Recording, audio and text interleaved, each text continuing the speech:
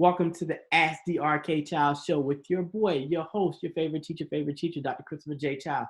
This is the show where you can actually be live on the show, or you can submit a question via email. If you submit a question via email, you don't want to be called, put in all nines. If you want to be called, you put in your phone number. But I always prime the pump. I say I'm a Texas boy. I wasn't born in Texas, but I love some Texas. I got 3 questions to prime the pump. If you don't send me an email, sometimes people do, sometimes they don't. Either way, let's jump into the show. Ooh, this is a doozy of a question. Any teacher interview tips? Watch my episode, Top 10 Tips for Securing a Teaching Job. It's on YouTube and it's on my website. But other tips, dress professionally. You got to dress. I always say you got to dress professionally. Dress the part. Be organized. When you're in the interview, have your notes and stuff ready. In the past, it's been just stand there and look at them and look. Actually have your notes actually organized, and you can look down at your notes. To me, it doesn't say you're unprepared when you look at your notes. It shows you've actually prepared. This is another great tip. A lot of people don't do this. Acknowledge everyone you meet and come into contact with at the interview. From when you first drive on campus, everyone you see, at least greet and say, hey, how are you doing today? And if you're in the interview room, shake everyone's hand. Why? And look them in the eye when you shake hands. I'm trying to shake hands. That shows a lot about your character and who you are. And some administrators or hiring committees ask the secretary or whoever took the host, like, hey, did they say hey to you? Did they greet you? That's a part of the interview. You want to see, I like to see when I'm interviewing you, do you treat everybody with the same level of respect? Or are you pretty much a bad person or a butthole until you get to the interview, then you're, oh my gosh, and then you leave out, you don't speak to anyone. So for me, that is huge. Do you speak to everyone? It's without saying you need to be knowledgeable, understand who you're interviewing with, know something about it. I overly prepare for interviews. Every interview I've been on, they're telling me stuff about the job, about the place, and I'm sitting there like, in my head, I've read that, because I've done so much studying. And they're shocked when I just start having a natural discussion about all these things. They're like, you really studied this? I'm like, yes, I studied. I have a booklet for every time I go on an interview, all about the place I'm interviewing for. Even the people who are on the committee, I learn everything I can learn about them. And you can send an email, hey, who is going to be on the committee? You can do a Google search, find out who they are, what do they do. That helps you have a conversation when you're in the interview. My running thing, I play no games in the interview, because most places who interview and who do have a great process, you only physically interview or virtually interview people who can actually get the job. What do I mean? Let's say there are 3 candidates. We're all 3 of them meet the requirements and can sign a contract tomorrow. We're interviewing them as that step to see how they are in person or virtually. So that's how I always do interviews. I don't bring in anybody. Let's just try to bring them in for fun. No, I don't got time. I bring you in if you're a serious candidate. So you want to take it serious, and also be prepared. I know this, most people are looking at this from the lens of teachers.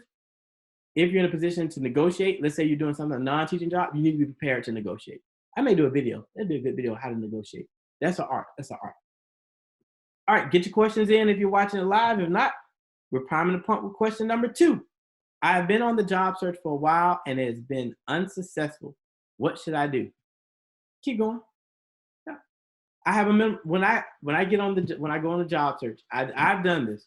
I have proof that I do this, and I tell anyone that I mentor, 100 applications. 100 applications.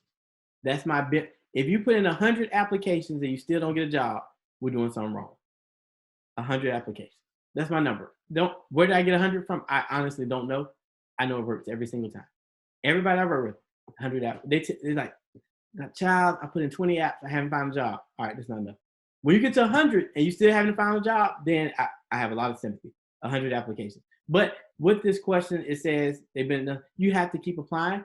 Get someone to review your materials. A lot of times it's because your materials may not be in the right format or the right order. So having someone review your materials helps. And that's if you're not getting past the application phase. Also, you have to follow up on the application. Nowadays, some jobs are getting 100, 200, like 1,000 applications for one job. So you need to follow up with the hiring manager, and you can find out who that is. Hey, I sent my application in. Anything else you need from me? I look forward to hearing from you. That way they know you're really interested in the job. And that's just because of the volume of applications that you get. And if you're unsuccessful, let's say you don't make it past the interview, you can a lot of times ask for feedback after the process is over. You just say, hey, it was great interviewing with you. I understand I did not get the job. Any tips that you have for me? So you have to be positive, but you have to keep pushing. With teaching jobs, everyone, oh, there's so many jobs. Sometimes it's hard, but the diligent win. The diligent get a job. You're gonna have to keep applying. You may have to go. Some people like, I only want to work 5 minutes from home. That may not be possible when you first start. When you get better in the field, yes, but in the beginning, you take sometimes you gotta take what you can get. As long as it's a good fit for you. So don't limit yourself, but really get someone to review your materials and think outside the box. All right, third question. This is the last question. No emails? Okay. Dr. Childs, what do you got? I got this. I heard a lot, teachers do not make a lot of money. How will I survive? Loaded question. Some places, teachers do not make on average what they should be making. In some districts, teachers are making, for example, Dallas ISD, look at their pay scale. They have a nice pay scale. Obviously, it's based upon how you do as far as the classroom, but they have a very nice pay scale, Dallas ISD. You have to look at what districts have. Some districts are side by side, like 5 minutes away. They have different pay scales. So look at the different districts and then look at other ways you can make money. There's nothing wrong with, and I know a lot of people gonna blame me, is there something wrong? Yes, should we pay teachers more? Yes. I look at the current reality where we're in, if you got a second job. I know a lot of people outside of teaching that have second jobs. And second jobs can be fun. It actually can be something you like. I know people now, they're making like shirts and different arts and crafts as a hobby. It's fun, and they're making a lot of money doing it. So I think as educators, we still need to think outside the box in that token, but also within it, I have been a teacher my entire career.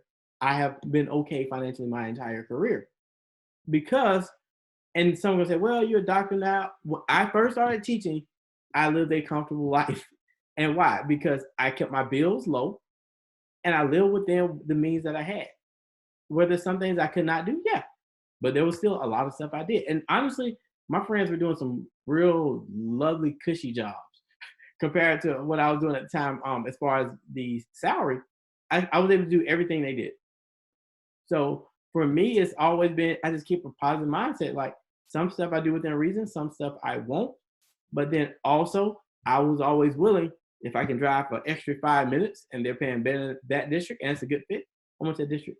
So I think, yes, teachers are underpaid, but we can't keep making it such a negative in the sense of I won't do it because of that, because our kids need us, which is more important. But we also need to get better politicians who actually care about education. Some of you watching need to possibly be a politician and going to focus and fight for quality education. This has been the Ask Dr. Childs show. It was quick. I told you, I'm like the king of 15-minute PD. I'm the king of Q&A. The crown. So I appreciate each and every one of you for tuning in. Everything that you do as educators, keep submitting your questions. Keep being a part of this process. We're on the journey together. Thank you for what you do.